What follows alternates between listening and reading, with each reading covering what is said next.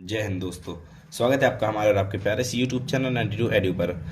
आज हम आपके लिए मैथ का एक और नया टॉपिक लेकर आए हैं और आज का टॉपिक है हमारा चापकलन, रेक्टिफिकेशन। तो पिछले वीडियो हमने पढ़े हैं क्षेत्रकलन। क्षेत्रकलन का मतलब वक्र द्वारा घिरा हुआ जो क्षेत्रफल है उसे ज्ञात करना। आज हम पढ़ेंगे चापकलन। चापकलन का मतलब होता है दो बिंदुओं के, मतलब वक्र के दिए गए दो बिंदुओं के बीच वक्र के चाप की लंबाई चापकलन कहलाती है। अब इसे मैं आगे अच्छे से एक्सप्लेन करता हूं। तो चापकलन का मतलब होता है कि अगर हमारे पास कोई ऐसी चाप दी है, चलो ये चाप दी है, तो चाप में किन्हीं दो बिंदुओं के बीच, मान लो ये दो बिंदु एक्स बराबर इतना, एक्स बराबर इतना कुछ दिया है बिंदु, तो दो बिंदुओं के बीच चाप की लंबाई को ज्ञात करना, चाप की लंबाई को ज्ञात करना चापकलन कहलाता है। और क्षेत्रकलन क्या था कि वक्र द्वारा घिरे क्षेत्र का क्षेत्रफल ज्ञात करना क्षेत्रकलन कहलाता था। ऐसा होता है चापकलन और क्षेत्रकलन। तो चापकलन के लिए कुछ फॉर्मूला होते हैं, उन फॉर्मूलों को हम पढ़ते हैं पहले। तो पहला फॉर्मूला है, अगर हमारा जो समीकरण है वो हो y बराबर एफ एक्स रूप का और x बराबर a एंड x बराबर b लिमिट दी हो, लिमिट हमारी x की हो और फंक्शन हमारा x रूप का हो, y बराबर एफ एक्स रूप का हो, तो इसके लिए फॉर्मूला जो होता है, चाप की लंबाई को s से लिखते हैं। तो चाप की लंबाई का सूत्र होता है इंटीग्रेशन ऑफ a से b root 1 plus dy by dx का होल स्क्वायर इंटू dx। ये होता है, ध्यान से देख लो, ये होता है फॉर्मूला किसके लिए, जब हमारा फंक्शन x का हो। क्लियर है। अब दूसरा फॉर्मूला, जब हमारा फंक्शन y का हो, तो x बराबर एफ वाई और लिमिट हमारी कैसी हो, y बराबर a एंड y बराबर b। तो s जो चाप की लंबाई होता है उसे s से लिखते हैं एंड y बराबर सी डी कर लेते हैं। चलो y बराबर c एंड y बराबर d, तो c से d एंड रूट उसी के जैसे, इसमें D Y by D X था, इसमें D X by D Y होगा। So 1 plus D X upon D Y का whole square and D Y. ये है, ये वाला फॉर्मूला हो गया हमारा जब हमारा फंक्शन y का हो और y की लिमिट दी हो। ऊपर वाला जब x का हो और x की लिमिट दी हो। अब तीसरा फॉर्मूला, तीसरा होता है, ये तो तीनों कार्तीय के लिए हो, कार्टेशियन के लिए हो गए। अब तीसरा होता है जब हमारा r और थीटा दिया हो। आर थीटा का मतलब है जब हमारी इक्वेशन पोलर इक्वेशन हो, तब के लिए देखो अब क्या होता है। तो आर थीटा के लिए सबसे पहले अगर हमारा जो पहला इक्वेशन हो आर बराबर एफ थीटा रूप का है, ध्यान से देखिए, अगर पहला आर बराबर एफ थीटा रूप का है एंड लिमिट हमारी थीटा इक्वल टू अल्फा से थीटा इक्वल टू बीटा लगी है, ठीक है, लिमिट हमारी थीटा इक्वल टू अल्फा है, ये थीटा यहाँ पे लिखना है, थीटा इक्वल टू बीटा लगी है। तो इसके लिए फॉर्मूला, ये फॉर्मूले ये सबको आपको याद करने हैं। इंटीग्रेशन अल्फा से beta and root R square plus D R upon D theta का whole square and D theta. ये हो गया भैया, ये हो गया जब हमारी थीटा की लिमिट दी हो, ठीक है। अब आर के लिए इसी प्रकार से लिखेंगे और आर के लिए कैसा होगा, आर के लिए होगा नंबर चौथा थीटा बराबर एफ आर, ऐसा होता है। तो R equal to R one and R equal to R two, means जो हमारी लिमिट है वो आर वन से आर टू की है। तो S equal to integration R one से आर टू लिमिट रखेंगे। ये सब फॉर्मूले याद कर लीजिए आप please. 1 plus R square D theta upon D R का whole square and D R. तो सवालों को अगर अच्छे से समझना है तो फॉर्मूले याद कर लें, फिर से रिपीट करता हूँ। ये हैं 4 फॉर्मूले, क्लियर है। ऊपर वाले 2 कार्तीय के लिए, कार्टेशियन के लिए, एंड नीचे वाले 2 ध्रुवीय के लिए, मतलब पोलर के लिए। पोलर इक्वेशन, ये कार्टेशियन इक्वेशंस एंड ये पोलर इक्वेशंस के लिए हैं। तो ये हो गए 4 फॉर्मूले। अब हम इनके सवाल पढ़ते हैं। तो ये है आज का हमारा पहला सवाल।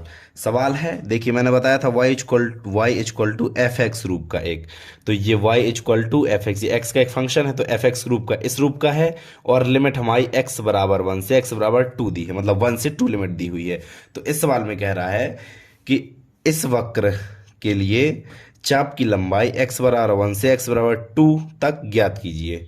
1 से 2 तक चाप की लंबाई ज्ञात करनी है। इससे ये होता है चापकलन। तो इसे सॉल्व कैसे करना है, देखो ध्यान से सुनो। इसका फॉर्मूला सबसे पहले दिमाग में लाओ। क्या था फॉर्मूला? एस इक्वल टू, अगर लिमिट रख दें तो 1 से 2 root 1 plus d f d y upon d x का होल स्क्वायर डी एक्स, ऐसा था इसका फॉर्मूला। ठीक है, सबसे पहले फॉर्मूला ध्यान में लाओ। अब फॉर्मूले के तहत हमें क्या चाहिए? D Y by D x चाहिए। तो इस y से हम सबसे पहले d Y by D x लाएंगे। इसके लिए थोड़ी इसे और सिंपल कर लेते हैं। तो y log e की power x minus one minus log e की पावर x प्लस वन, ये सब हमने log को तोड़ लिया है, भाग का log माइनस में टूटता है। अब इसके बाद निकालेंगे हम d Y by D x, क्योंकि हमें फॉर्मूले के लिए d Y by D x चाहिए है। log x 1 upon x e की पावर x माइनस वन, और e की पावर x का अवकलन e की पावर x इंटू e की पावर x, ऐसे। और इसका log x का 1 अपॉन एक्स 1 अपॉन ई की पावर प्लस वन, और ई की पावर x का ई की पावर x, ये हो गया इसका डिफरेंशियल। थोड़ी सी और अच्छे से लग रही, ई के पावर x बाहर ले लेते हैं, ई के पावर x कॉमन ले लिया, अंदर क्या बचा? 1 अपॉन ई की power x minus one minus 1 upon ई की पावर x प्लस वन, ये अंदर बचा ना कोष्टक के अंदर। अब इनका एलसीएम ले लेते हैं, थोड़ी और सिंपल करते जाते हैं हम इन्हें, तो इसलिए हम इनका एलसीएम लेते हैं। ई की पावर x माइनस वन ई की पावर x प्लस वन, और यहाँ पर माइनस वन तो यहाँ प्लस वन बचेगा, ई की power x plus one minus यहाँ पर प्लस वन गया तो माइनस वन बचेगा, सो माइनस ई की पावर x प्लस वन। देखो माइनस माइनस प्लस हो जाएगा, डायरेक्ट गुणा कर दिया हमने, तो माइनस माइनस प्लस हो जाएगा, ये माइनस, तो ये और ये ख़त्म, इसलिए ऊपर बचा एक एक दो, मतलब 2 ई की पावर x बटे, अब देखो नीचे a minus b a plus b, formula कौन सा बन गया? फॉर्मूला वर्गांतर सूत्र बन गया, वर्गांतर सूत्र। ए स्क्वायर मतलब ई की power 2x minus B square मतलब 1। यहाँ तक क्लियर है? ये क्या निकला हमारा? D Y by D x का मान निकला। अब देखो डी वाई डी एक्स का मान अब हमें सिंपल इस फॉर्मूले में रख देना है और कुछ नहीं करना, फिर इसके बाद इंटीग्रेशन तो करना ही है, लेकिन फॉर्मूले में मान रख देना d Y by D x का। चलिए रखते हैं मान। तो मान रखते हैं हम एस इक्वल टू इंटीग्रेशन 1 से 2 एक्स और 1 से 2 क्योंकि लिमिट दी हुई है, और root 1 plus D Y by D x की जगह 2 ई की पावर x अपॉन ई की पावर 2x माइनस वन का whole square and dx। Clear है?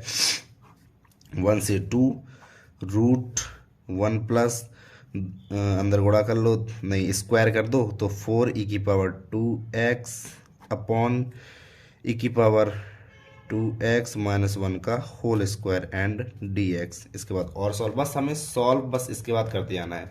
हमसे समाकलन आना चाहिए, अगर ये आपको अच्छे समझ है तो समाकलन आपको आने ही चाहिए। क्लियर है? तो अब आगे देखो। अब इसके बाद देखो हमें क्या करना है। 1 से 2 एलसीएम ले लें, या फिर इसमें गुणा प्लस जोड़ दें। एलसीएम लेते जैसे डायरेक्ट नहीं, अपन एलसीएम लेते 1 प्लस 1 अपॉन 2, 2 एकम 2 3 बटे 2, डायरेक्ट लेते, बस वैसा ही यहाँ पर करेंगे। अगर वैसा आपको नहीं आता तो आप एलसीएम लेके भी कर सकते हैं। तो हम डायरेक्ट कर रहे हैं रूट ई की पावर 2x माइनस वन का होल स्क्वायर प्लस 4 ई की पावर 2x अपॉन ई की पावर 2x माइनस वन का होल स्क्वायर। ठीक है? अब 1 से 2 रूट, अब यहाँ पर देखिए अगर हम इसका कोष्टक खोलें तो माइनस में 2 ई की पावर 2x आएगा ना, यहाँ पर A square plus B square plus 2ab, तो 2 ई की पावर 2x आएगा, और 4 ई की पावर 2x में 2 ई की पावर 2x चले गए, तो प्लस के 2 ई की पावर 2x बचे, मतलब प्लस का होगा तो ई की पावर 2x प्लस 1 का होल स्क्वायर बस बचेगा। इसे आप अगर ऐसे नहीं समझ में आया तो आप ओपन करके भी कोष्टक ओपन कर ले, फिर सॉल्व करें, ये आएगा देख लेना, ई की पावर 2x माइनस वन का होल स्क्वायर। ठीक है? अब इसके आगे देखो, दोनों में स्क्वायर लगा है तो रूट चला जाएगा। 1 से 2 ई की power 2x plus one upon ई की पावर 2x माइनस वन, यह और dx लिखना अपन भूल गए, dx। अब आगे का देखो, यहीं पे करते हैं हम आगे का। अब यहाँ पर हमें दिमाग लगाना है। देखो हम डायरेक्ट तो इसका समाकलन नहीं कर सकते, ऐसा कोई फॉर्मूला, ऐसी कोई ट्रिक हमें नहीं पता है कैसे इसका समाकलन करते हैं। तो अगर हम अंश और हर में नोमिनेटर एंड डिनोमिनेटर में ई की पावर x का भाग दे दें, देखो ई की पावर x का क्या था हमारा, एस बराबर ई की पावर एक्स का भाग देते हो, यहाँ बचेगा ई की पावर एक्स, 2x बटे ई की पावर एक्स, तो ई की पावर एक्स बस बचेगा यहाँ पर। इंटीग्रेशन 1 से 2 ई की पावर एक्स, और यहाँ पर देखो 1 बटे ई की पावर एक्स, मतलब ई की पावर माइनस एक्स जब ऊपर जाएगा, तो प्लस ई की पावर माइनस एक्स, बटे में वही चीज़ रहेगी, ई की पावर माइनस ई की पावर माइनस एक्स, देख लो बटे में वही चीज़ रहेगी। अब अगर हम ds लगा लो, अगर हम इसे t मान लें, तो ये चीज़ हमारी आ जाएगी ना, जैसे ई की पावर x माइनस ई की power minus x equal to t माना, और इसका हम करें अवकलन, अगर जो ई की पावर एक्स का ई की पावर एक्स माइनस, और ई की पावर माइनस एक्स का माइनस ई की पावर माइनस एक्स, तो माइनस माइनस प्लस हो जाएगा, ई की power minus x and d x equal to d t, ये माना हमने। तो इसकी जगह अगर हम t रख देते हैं तो ये पूरा पोर्शन हमारा dt हो जाता है। इंटीग्रेशन 1 से 2 1/t dt, ऐसा कुछ हो जाएगा। समाकलन आपने बहुत किए हैं क्लास 12th में, तो इस प्रकार से कुछ हो जाएगा। अब 1/t इसका समाकलन होता है log t, log, और t हमने क्या माना था, t हमने माना था ये, तो t की जगह जो कुछ हमने माना हो उसे रख देते हैं। e की पावर x माइनस ई की पावर माइनस एक्स, और एक चीज़ लिमिट हम लगा देंगे 1 से 2, लिमिट भी चलो हमने लगा दी। अब आगे देखो, आपने सिर्फ लिमिट रखनी है बस। तो चलिए लिमिट रखते हैं, upper limit minus lower limit, मतलब लॉग अपर लिमिट 2, तो ई की पावर 2 माइनस ई की power minus 2, upper limit minus lower limit log E की पावर 1 मतलब ई माइनस ई की पावर माइनस 1। ठीक है भैया, लिमिट रख गई हमारी। अब थोड़ी सी और सॉल्व करते हैं आगे, लॉग ई की पावर 2 का ई की पावर 2 ही रहेगा, माइनस ई की पावर माइनस 2 का 1/e की पावर 2, ऐसे लिख सकते हैं, बिल्कुल लिख सकते हैं। इसे भी वैसे ही लिखेंगे, e माइनस 1/e। ठीक है भैया। अब A square minus B square formula बना यहाँ पर, A square minus B square, तो A square minus B square क्या होता है, A plus B, A minus B, so E plus 1/e and E minus 1/e, और आगे माइनस में log E minus 1/e। Clear है, सेम चले आ रहे। अब आगे देखो, तो आगे देखो, अब लॉग ए बी, ध्यान से देखो, गुणा का लॉग है ना तो धन में टूटता है, लॉग ई प्लस 1/e नहीं plus log E minus 1/e and minus log E minus 1/e, ये माइनस ये वाला ये पोर्शन आ गया। अब देखो प्लस का माइनस का, प्लस माइनस बिल्कुल सेम है, दोनों निपट जाएंगे। सो हमारा आंसर क्या आएगा, हमारा आंसर आएगा क्या, s बराबर लॉग ई प्लस 1/e, ये आया हमारा आंसर। क्लियर है, समझ में आई बात। ऐसे करने इन्हें सॉल्व। अब हम लेते हैं एक और अपना नया बढ़िया सा मोस्ट सवाल। तो ये हमारा इस वीडियो का दूसरा सवाल, सवाल नंबर 2 कह रहा है कि ये है वक्र, ये वक्र आप पहले ही पढ़ चुके हैं, तो ये है वक्र, और सिद्ध करो कि इस वक्र के द्वारा जो घिरा क्षेत्रफल है उसका मान 6a होता है, ये प्रूव करना है। तो वक्रों के अनुरेखण में से आपने पढ़ा है, ये वक्र देखो इस प्रकार से बनता है, ये वक्र ऐसे बनता है, ऐसे ऐसे ऐसे और ऐसे बनता है ये वक्र। इसमें इसका वक्र का चित्र होता है, इस प्रकार से बनता है। तो हमें निकालनी है चाप की लंबाई, मतलब ये प्लस ये प्लस ये प्लस ये, या फिर एक को निकाल के हम 4 का गुणा कर दें, वही चीज़ है। अब इनके जो कोऑर्डिनेट्स होते हैं वो a0 0 minus a 0a n minus a 0, इस प्रकार से कोऑर्डिनेट्स इनके होते हैं। अब देखो, इसके लिए हम सबसे पहले हम निकालना चाहें तो हम dx/dy भी निकाल सकते हैं, dy/dx भी निकाल सकते हैं। तो चलो हम निकालें dy/dx, अवकलन इसका करते हैं, किसके सापेक्ष, x के सापेक्ष। तो 2/3 x की पावर 2/3 माइनस 1, 3 एकम 3, 2 माइनस 1/3 माइनस 1/3 ये आएगा, और प्लस ऐसे इसका 2/3 y की power minus 1/3 and D Y by D x is equal to zero. तो कांस्टेंट है, इसका मान जीरो हो जाएगा। समान या अवकलन आपको सब आते हैं, इससे मैंने सीधा वैल्यू को कर दिया। और 2/3 कॉमन ले जाओ, उस तरफ ले जाओ तो इन्हें भी जीरो हो जाना है। 2/3 एक्स माइनस 1/3 प्लस वाई का minus 1/3 is equal to zero. तो ये and d Y by D x, इस ये 2/3 भी ज़ीरो हो जाएगा। अब हम चलिए उस तरफ ले जाते हैं, तो उस तरफ ले जाते हैं, इसे ले गए हम, प्लस का है माइनस में जाएगा, वाई के power minus 1/3 d Y by D x equal to minus x की पावर माइनस 1/3। अब d Y by D x equal to minus x की पावर माइनस 1/3 बटे वाई की पावर माइनस 1/3। ठीक है भैया, माइनस माइनस उड़ेगा तो क्या ये वाला ऊपर चला जाएगा, तो y की पावर 1/3 अपॉन एक्स की पावर 1/3 और क्या होगा माइनस में होगा। चलो भैया यहाँ तक क्लियर है, हमारा d Y by D x निकला है माइनस वाई की पावर 1/3 एक्स की पावर 1/3।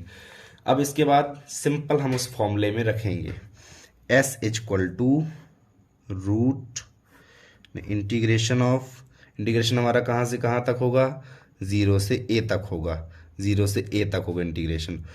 और root 1 plus D Y by D x का whole square into D X, तो ज़ीरो से a root 1 plus D Y by D x का क्या मान है, माइनस माइनस में डायरेक्ट कर दो, अपन डायरेक्ट स्क्वायर किए दे रहे हैं, ठीक है इसका, तो माइनस माइनस प्लस हो जाएगा। एंड वाई की पावर 2/3 बटे एक्स की power 2/3 and d x.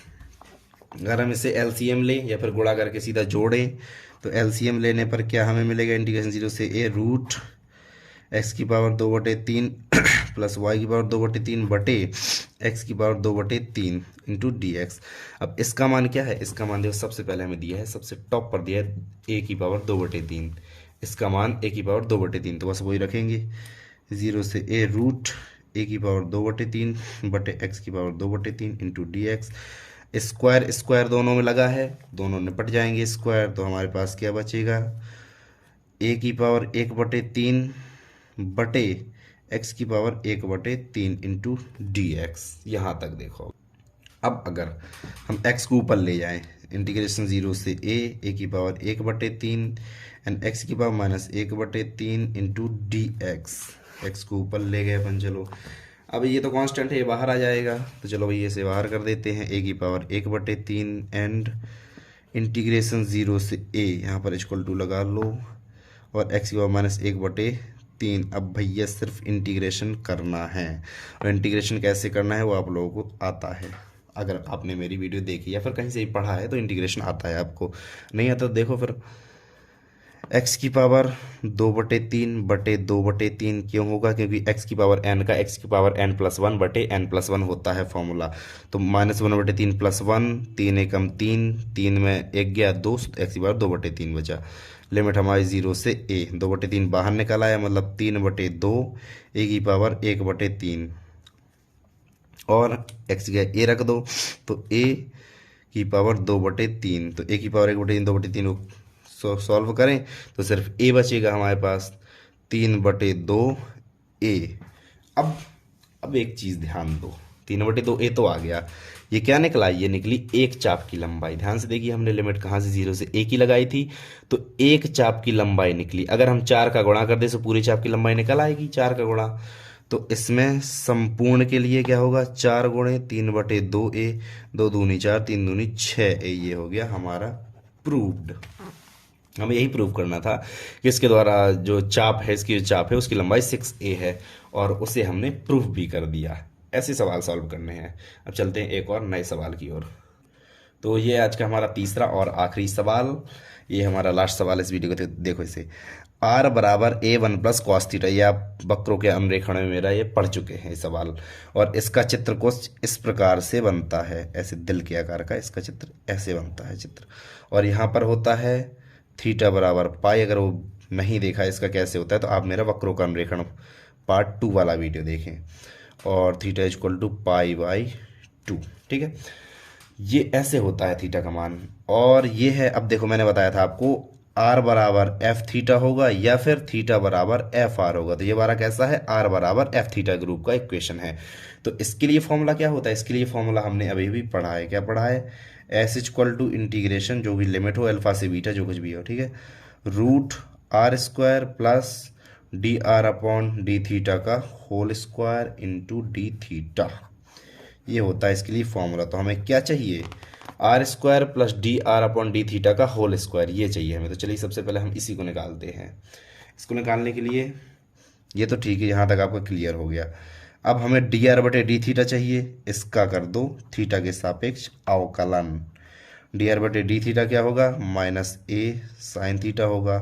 Cos theta का माइनस साइन थीटा अवकलन होता है, तो माइनस ए साइन थीटा ये हो जाएगा अवकलन। अब r square plus D r बटे डी थीटा, इसको हम अलग से निकाल लेते हैं वरना वहीं थोड़ी ज़्यादा कॉम्प्लिकेटेड हो जाएगी, इसे हम अलग से निकालते हैं। तो आर बराबर क्या है, a one plus cos theta, इसका क्या स्क्वायर, तो इसका स्क्वायर हो गया r square, plus D r बटे डी थीटा का होल स्क्वायर, मतलब a square sine square theta. यहाँ तक क्लियर है। अगर हम गुणा कर ले, अंदर गुणा करते हैं, अभी देखिए आगे, तो A square one plus cos square theta plus two cos theta plus A square sine square theta, A square common ले लो, तो A square one plus cos square theta plus two cos theta plus sine square theta, तो cos square theta plus sine square theta equal to one. So A square one one two, मतलब two plus two cos theta. यहाँ तक clear है। आगे इसके two common ले लें हम अगर, तो टू ए square one plus cos theta बचेगा। अब इसे हम हाफ डिग्री में तोड़ते हैं ताकि ये एक हमारा कट जाए। हम हाफ डिग्री, ऐसे हाफ डिग्री में तोड़ेंगे इसे ताकि हमारा एक कट जाए। तो इसके लिए हम तोड़ेंगे two cos square theta by two minus one, one से वन निपट जाएगा, two A square one plus two cos square theta by two minus one, one से वन निपटेगा, ये बचा। तो दो दूनी चार, A square cos square theta by two, ये किसका निकला मान, R square plus D R upon D theta का होल स्क्वायर, इसका हमारे पास मान निकल आया। ठीक है। अब सिंपल हमें इस फॉर्मूले में उसे रख देना है। तो एस बराबर, लिमिट हमारी कहाँ से है, ये लिमिट देख लीजिए एक बार, 0 से पाई तक की लिमिट है हमारी। और हम 0 से पाई तक की जब लिमिट रखेंगे तो हमारे पास सिर्फ एक चाप की लंबाई आएगी। हमें चाहिए दोनों की लंबाई, तो दो का गुणा कर देंगे। तो चलिए यहाँ डायरेक्ट गुणा कर लेते हैं। 0 से पाई, रूट हटा दे चलो, क्योंकि रूट हटाएंगे तो क्या आएगा, 2a cos theta by to, ऐसा आएगा ना, एंड डी थीटा, इस प्रकार से आएगा। जब हम रूट हटा देंगे, डायरेक्ट रूट हमने हटा दिया, दो दूनी 4a बाहर हो गया, and cos theta by two का, इसका समाकलन 0 से pi cos theta by two into D theta, इसका समाकलन हम करते हैं। चलिए 4a cos theta by two का sine theta by two and 1/2, और 0 से पाई की हमारी लिमिट हो गई 1/2, 2 ऊपर चलाएगा, मतलब 4 दूनी 8a हो जाएगा, 8a sign theta by to, 0 से पाई की लिमिट, तो upper limit 8a sine theta की जगह रखना है pi by two minus sine 0, sine 90 का मान 1 होता है और साइन 0 का मान 0 होता है, मतलब इसका आंसर आना है 8a। ये आ गया आपका आंसर, चाप की लंबाई 8a है। क्लियर है यहाँ तक? ये अपने तीनों सवाल कंप्लीट हुए। ये सवाल आप लगा लीजिए क्योंकि यही है परीक्षा के लिए सबसे ज़्यादा मोस्ट। इस वीडियो को यहीं पर एंड करते हैं, मिलते हैं अगले टॉपिक के साथ। Thank you so much, bye bye.